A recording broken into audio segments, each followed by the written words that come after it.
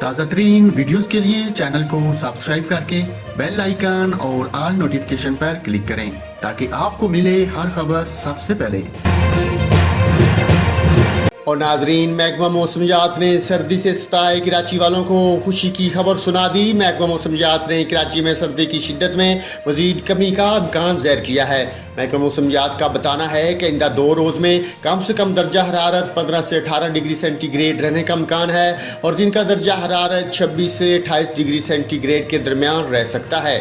محکمہ موسمیات کے مطابق شہر میں مطلع صاف، رات میں سردی اور صبح میں ہلکی دھند کا امکان ہے، جبکہ دن کے اوقات میں سمندری ہوائیں چلتی رہیں گی۔ محکمہ موسمیات کا آج یہ بھی بتانا ہے کہ شہر میں صبح کے وقت ہوا میں نمی کا تناسب 85 سے 95 اور شام میں 55% تک رہنے کا امکان ہے۔ صبح کے بیشتر اضلاع میں موسم خشک اور سرد رہے گا، تاہم سکھر، لاڑکانہ، خیرپور اور جیکب آباد میں دھند کی توقع ہے۔ اتوار کے روز صبح سندھ کے بیشتر اضلاع میں موسم خشک اور سرد رہے گا، تاہم سکھر، لاڑکانہ، خیرپور اور جیکب آباد میں رات اور صبح کے وقت دھند کی توقع کی جا سکتی ہے۔ ملک کے بیشتر علاقوں میں موسم سرد اور خشک رہے گا۔